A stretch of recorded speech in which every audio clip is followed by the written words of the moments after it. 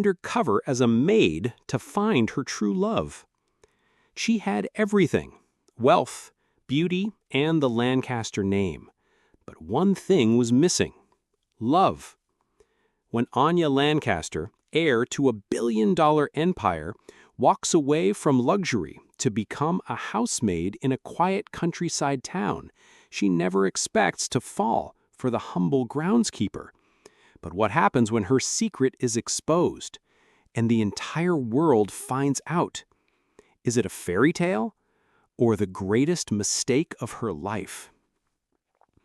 Anya Lancaster was the kind of girl most people only saw in glossy magazines or on luxury travel shows. Her life was wrapped in silk sheets, sparkling gowns, and the constant hum of private jets. She lived in a grand estate perched on the hilltop of Billionaire, a coastal town where the sea was just as rich as its people. From the outside, Anya's life looked perfect. Her father, Victor Lancaster, was one of the richest men in the country, owning resorts, oil companies, and even a chain of luxury jewelry stores. Servants opened doors for her. Stylists picked her clothes. Paparazzi followed her wherever she went. But behind the golden gates and the diamond smile, Anya was lonely. Her so-called friends only talked about shopping sprees and designer shoes. They laughed at jokes that weren't funny and dated boys who only cared about family names and fortunes. Anya had everything money could buy, but not one person she could trust with her heart. Late one evening, as the pink sky turned purple, Anya sat alone in the marble garden of their estate. The breeze brushed against her face, carrying the faint scent of roses. But even the flowers couldn't mask the emptiness inside. She pulled out an old photo from her purse, one of her and her mother, taken years ago before the divorce. Her mother's eyes held the same sadness Anya now felt. She could still hear her mother's voice. "Don't marry a man for his wealth, Anya. I did, and it broke me. Love is the only thing that keeps a heart alive."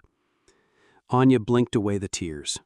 Her mother had left her father despite the lavish life he gave her, and now Anya was beginning to understand why.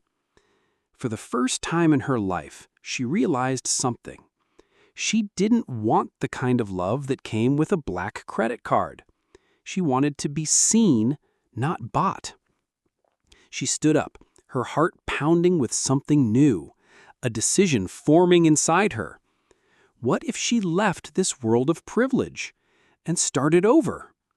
What if she could find someone who loved her, not her father's billions? The thought scared her, but it also excited her. She turned back towards the mansion. "I'm done pretending," she whispered. But she had no idea what her decision would cost her. Giant canopy bed wrapped in the finest Egyptian cotton sheets, staring up at the carved ceiling above her. The room was silent, except for the soft ticking of the gold clock on her wall. Yet her mind was loud, filled with thoughts of her mother, her childhood, and everything she had ignored for years. Her mother, Clarissa, had once been the face of elegance and charm, but behind her graceful smile, there had always been sadness, a silent ache. Anya had been just 9 years old when the shouting started. She remembered hearing her mother cry when she thought no one was listening. "Your father buys everything except love," her mother once told her in a whisper. "He thought money could fix our marriage. But I never loved him, Anya. I married him because I was poor and scared. But you must choose love, not wealth." At the time, Anya didn't understand. Why would anyone leave the comfort of private planes and ocean view villas for a small apartment in the city? But now, as she grew older and lonelier, she finally got it. Her friends, if they could be called that, only liked her because of who her father was. Her suitors were always smiling, always charming, until they asked about shares in her father's company. They never asked for her favorite color, never asked what made her laugh, never asked who she was without the last name Lancaster. That morning, Anya made a decision. She walked down to the breakfast hall where her father, Victor Lancaster, sat behind a massive oak table, sipping black coffee and checking market reports on his tablet. "I want to leave, Dad," she said, her voice clear and firm. Victor didn't look up. "Leave? For where? Paris again? You were just in Milan last week." "No," she said. "I want to leave this life, go somewhere no one knows who I am. I want to work, like a normal person." Now he looked up, brows raised. "You? Work? You have everything you need." "No, Dad," she replied. "I have everything I don't need. I want to live simply. I want to find love, real love, not the fake kind I've grown up around." His face turned serious. "This is nonsense, Anya. You're a Lancaster. You don't scrub floors to find love." "I'm not asking. I'm telling you." Victor's jaw tightened. "I won't stop you, but you're on your own." Anya nodded, knowing what that meant. She turned and walked away. But just before she left the room, he muttered coldly, "You'll be back. They always come back." Anya paused, but didn't turn around. If only he knew her journey was just beginning. End of that week, Anya had vanished from the world that knew her. No one in Bellmere had any idea where the billionaire's daughter had gone. The tabloids guessed Paris, maybe Italy. But Anya wasn't sipping champagne on rooftops. She was dragging a suitcase through a quiet countryside town called Elmridge, where people still smiled at strangers and nobody cared about last names. Her long, shiny hair was now tied in a simple bun. She wore a plain dress and sneakers. No designer logos, no diamond earrings. She had transformed. But her heart pounded as she reached the iron gates of her destination, Hawthorne Estate. It was a large, historic property owned by the Maddox family. They were known in the area for their beautiful gardens and for treating their staff like family. Anya had done her research. She had arranged the job using a fake name, Anna Blake, and a convincing backstory. "I lost both parents young. I just want to earn a living. I can clean, cook a little, and I work hard." Now she was here. The gates opened, and a woman in her late 50s approached her. She had warm eyes and kind hands. "You must be Anna," the woman said with a smile. "I'm Mrs. Cartwright, the housekeeper. Welcome to Hawthorne." Anya smiled nervously. "Thank you. I'll do my best." And just like that, her life as a maid began. That first week was harder than anything she'd ever done. She scrubbed floors, carried heavy buckets, and woke up before sunrise. Her fingers blistered, her back ached, and every night she fell asleep exhausted. But she also felt something she hadn't in years: purpose. The Maddox family was polite but distant. Anya didn't mind. She wasn't here for them. She was here to live a real life and maybe find real love. What she didn't expect was the man who trimmed the hedges behind the west garden. His name was Ethan. He had warm brown eyes, rolled-up sleeves, and the kind of smile that didn't need money to shine. Anya tried to focus on her chores, but her eyes kept drifting toward him. One morning, while dusting the library windows, she watched him help an elderly gardener lift a bag of soil. Ethan wasn't rich. He wasn't flashy. But there was something genuine about him, something pure. Mrs. Cartwright appeared beside her. "You're not the first maid to notice Ethan," she said with a wink. "But be careful. He's smart, and he doesn't like lies." Anya's heart skipped. She had already lied about who she was, and Ethan might just be the one person she couldn't fool.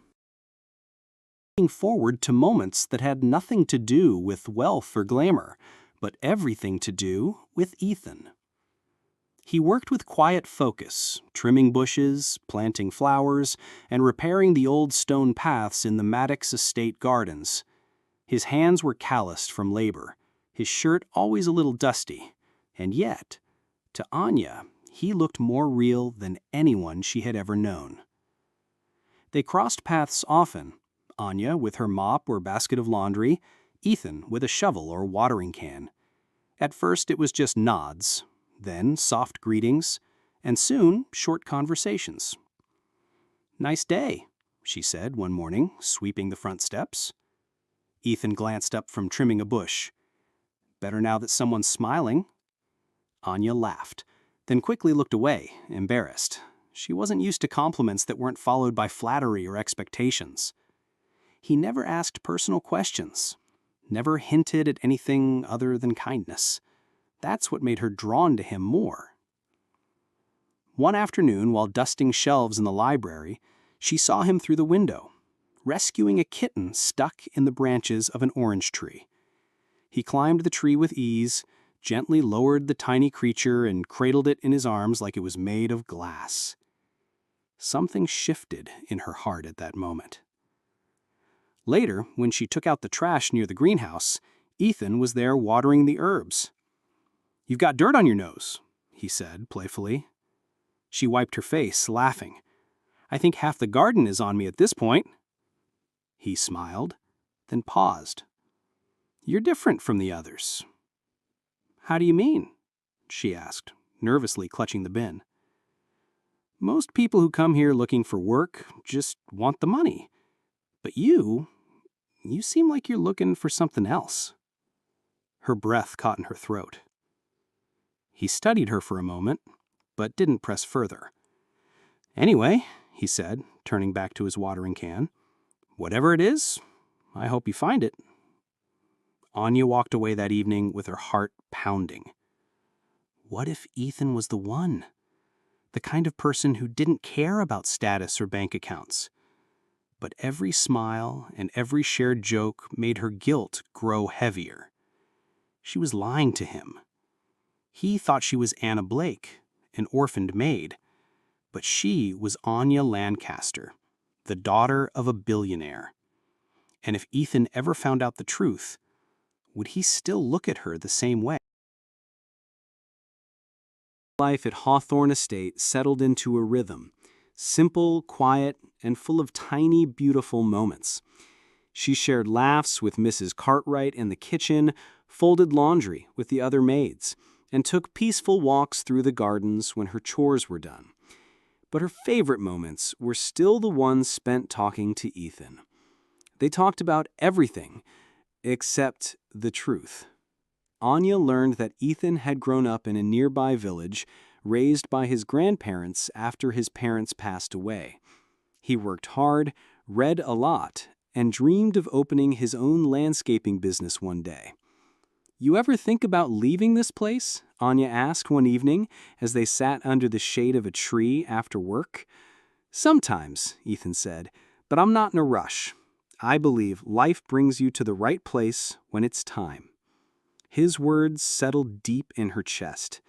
She wanted to tell him the truth. Every day the lie grew heavier.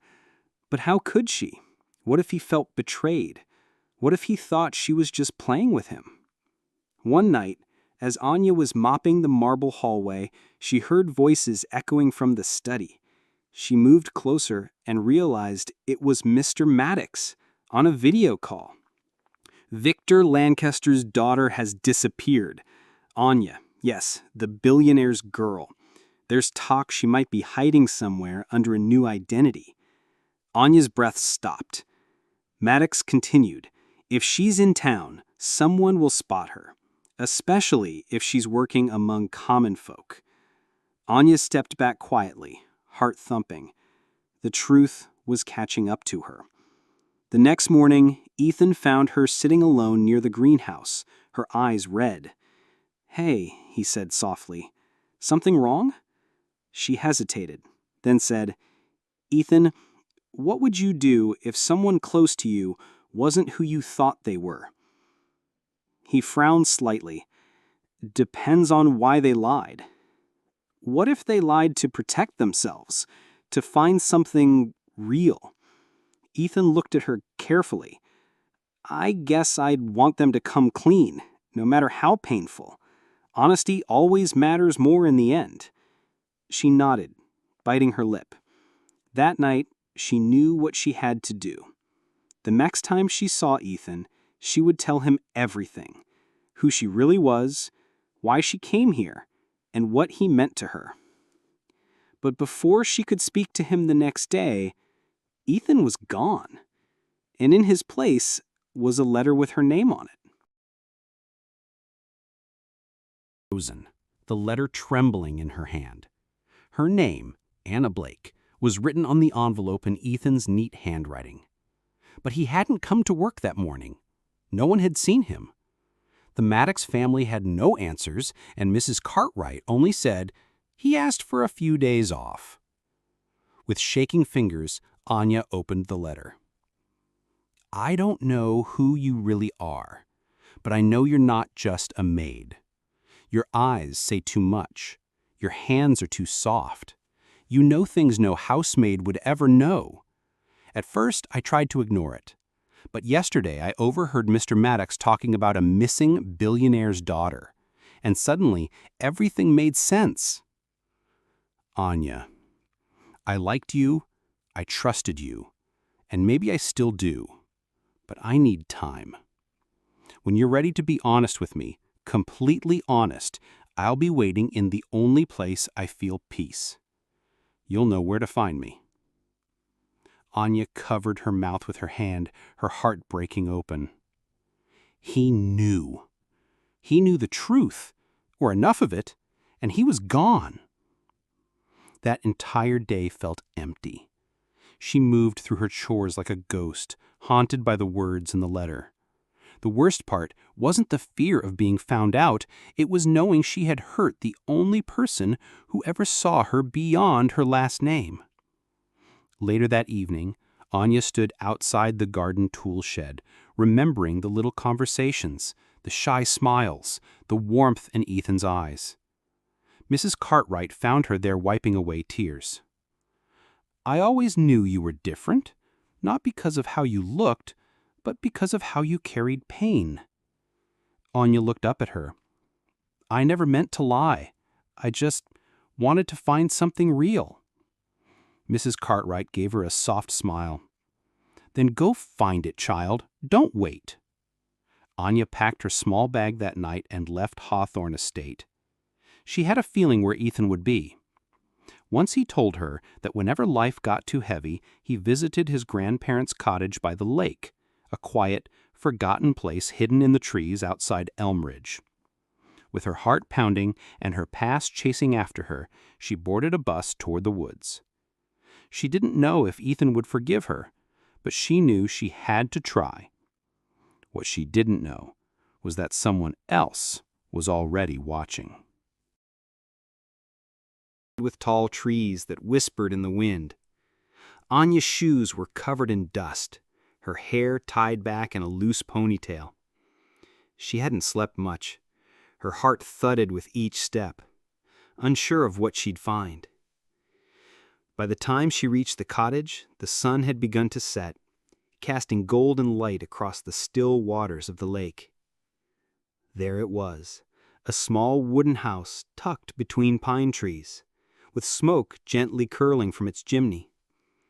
It looked peaceful, humble, and just like Ethan had described. Anya stood frozen, afraid to knock. What if he didn't want to see her? What if she had already lost him?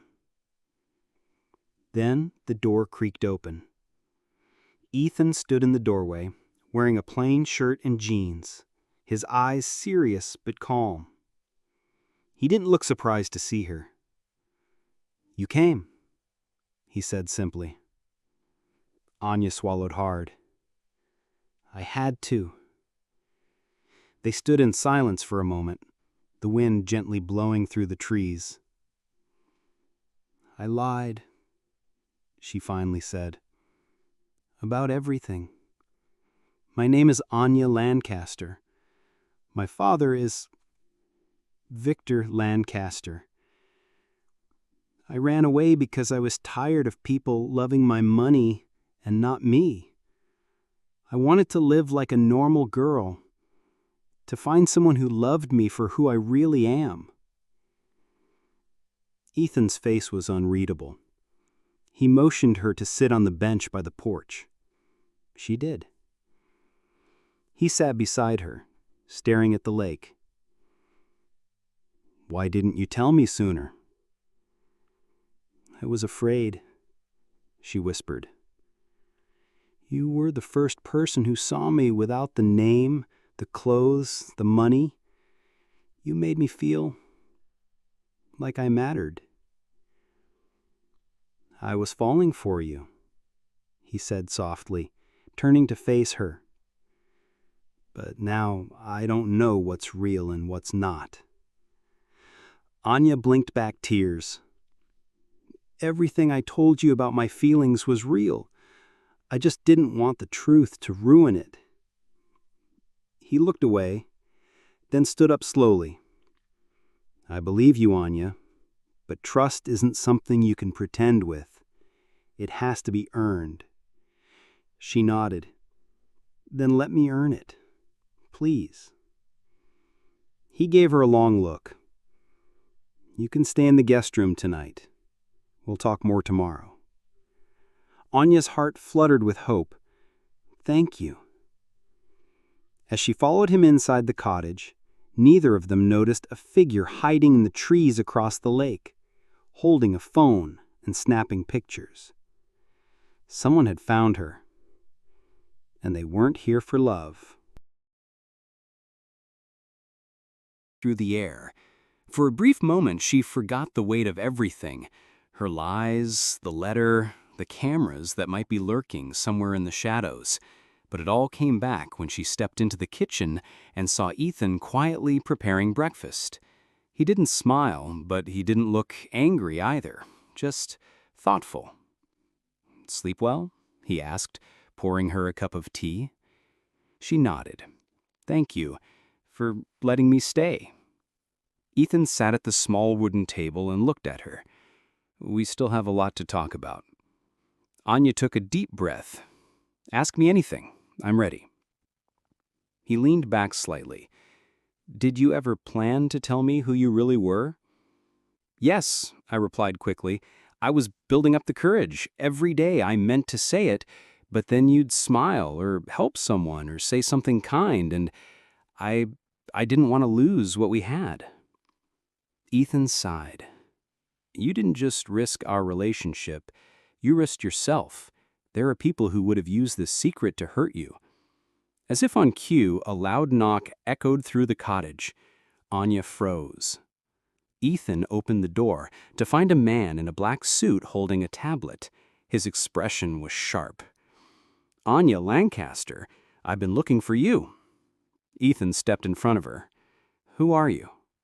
He ignored him. "I work for Elite Tigay. Your story is about to go public. Billionaire's daughter hides as a maid to chase true love. It'll go viral by morning." Anya's face went pale. "How did you find me?" He smirked. "People talk, and your face is too well known. You left behind a trail, and someone at the estate tipped us off." Ethan's jaw clenched. "You need to leave." "I just wanted to give her a chance to respond," he tapped his screen, "before the world decides for her." He turned and walked away, vanishing into the trees. Anya sank into a chair, hands shaking. This is a nightmare. Ethan stood by the window, his back to her. "Do you see now, Anya? Even your secrets come with a spotlight." She looked up at him, tears welling in her eyes. "So what now? Do you want me to leave too?" Ethan didn't answer, but outside, the sound of a drone buzzed in the air, recording from above. The story was no longer theirs alone.